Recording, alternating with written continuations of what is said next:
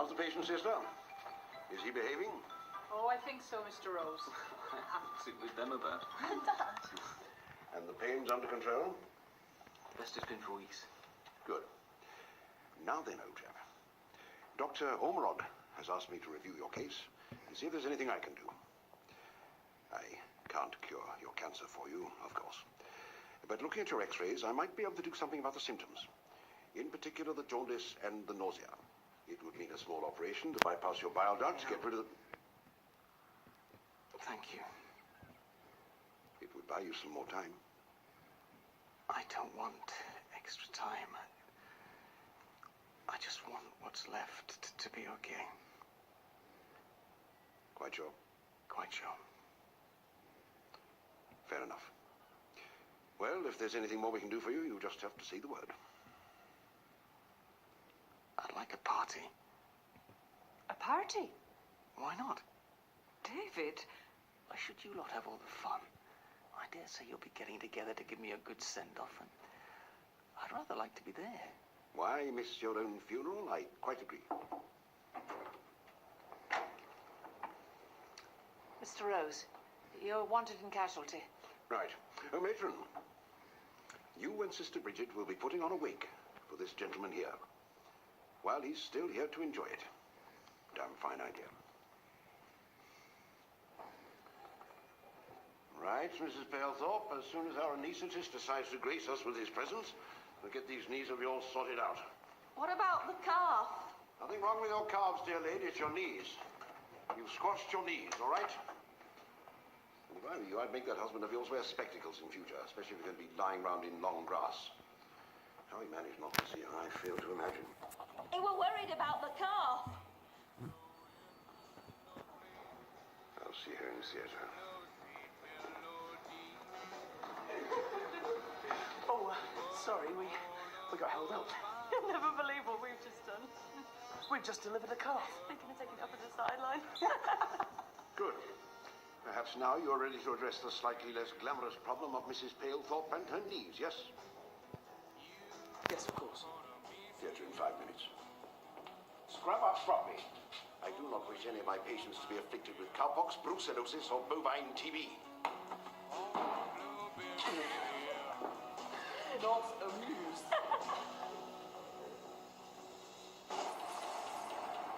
Come along. Just give Ken his keys back.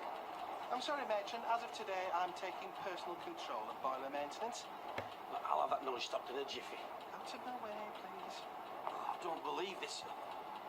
Okay, just let me tell you what to do.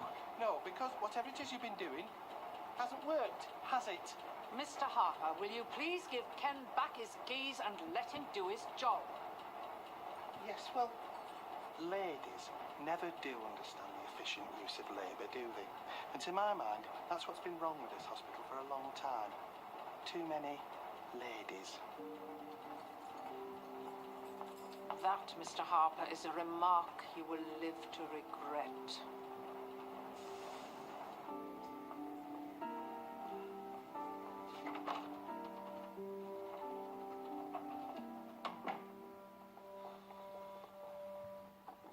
Come in. Can I have a word, please, matron? Not now. Please, it's very important. Look, I know I've made a real mess of things recently, but if it's done anything, it's made me take stock. And I really want to make something of my life, so... Well, I've decided I'd like to become a nurse. A nurse? You want to be a nurse? Yeah. Frankie, after what's happened... No, I know, but I think I'd be really good at it. I feel I've got it in me, you know? And I've got all the O-levels I need to get me into the training. I just need 2 references. Now, Dr. Ormerod said he'd give me 1, and... Well, I was wondering if maybe you'd give me the other one. Please? Just give me a chance.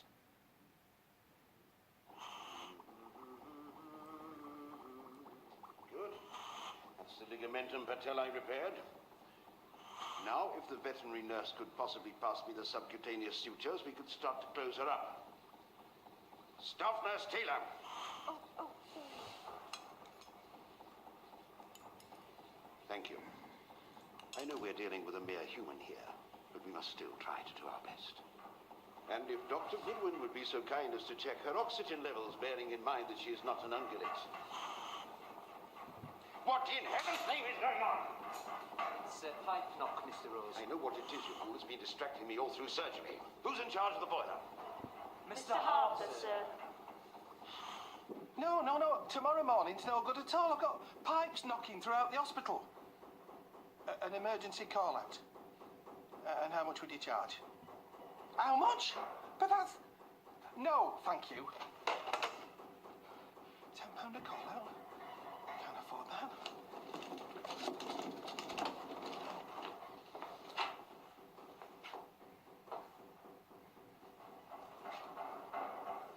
Oh, Mr. Rose. If you don't get that boiler fixed now, Harper, I'll have your guts for garters. An entirely possible surgical procedure, I assure you.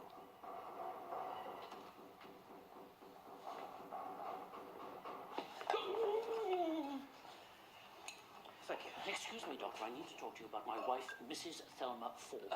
Yes. Well, it's the headaches. It seems pretty obvious to me that she's got a brain tumor. I do have first-hand experience of the condition, so I know the symptoms. But her doctor refuses to listen to me. Well, look, I'm sorry, Mr. Forbes, but I'm terribly late for something, and I can't discuss another doctor's case. But the headaches. Well, yes, headaches can indicate a brain tumour, and they would have to be ruled out, but I'm sure Dr. Wetherell has. Please, Mr. Forbes, forgive me. Thank you. That's all I needed to hear. Inflow meter, outflow, pressure gauge, thermostat.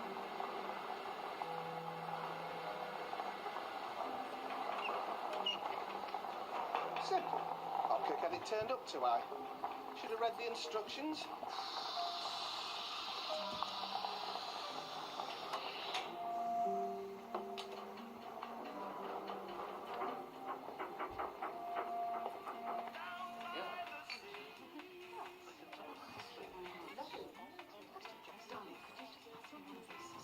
Something here? It's done a fantastic job. Oh, it goes straight to my head. Go on, sister, just...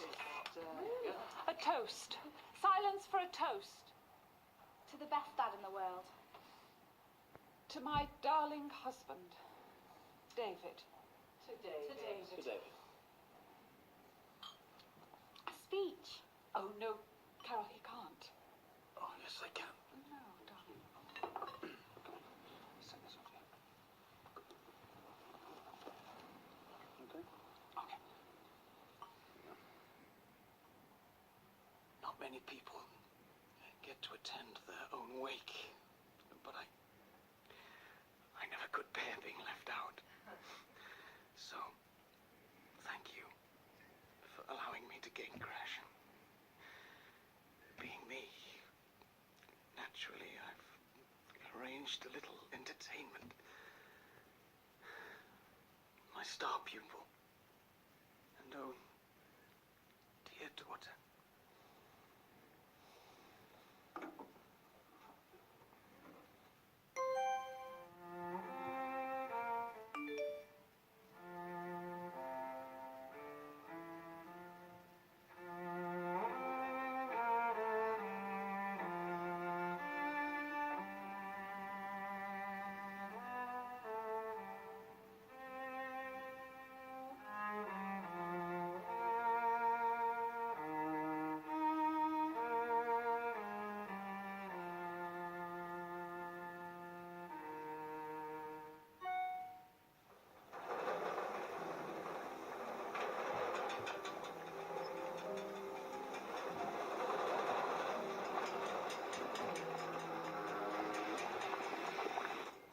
Frankie,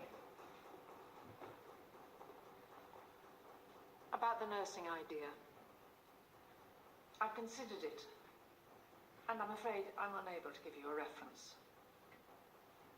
However, if another member of staff were to act as your referee, I would not oppose the application. Thank you, Major.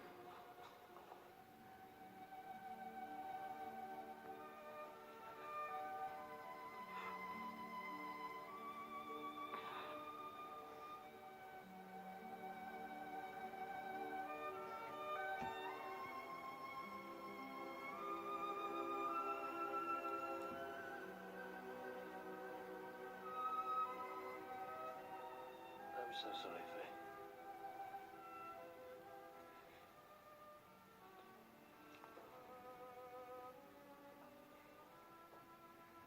He died at peace, Faye. Well, it's what he would have wanted. He had already said his last goodbyes. Here.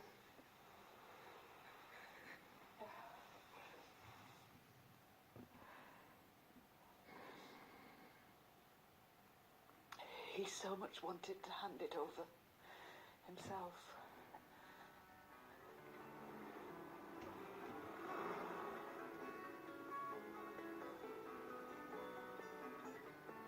Well, I know it's kind of late. Look, Let's be friends. yes, please.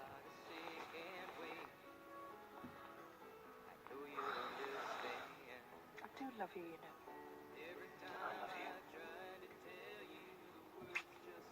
Very much.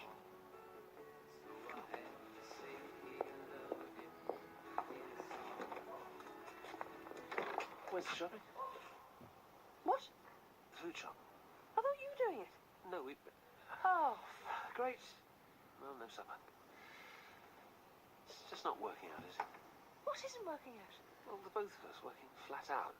Don't start that again. But it's true, isn't it? Oh, what? And if I were to just give in gracefully and have a baby, your life would be so much easier. Is that what you're trying to say? I didn't say that. Oh, I think you did, Gordon. And what's more, you keep saying it. Tell you what, I'll get fish and chips, shall I? I don't believe you sometimes. I really don't.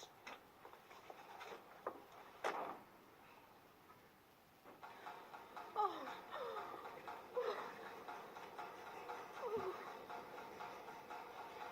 Do you want me to make you a cuppa?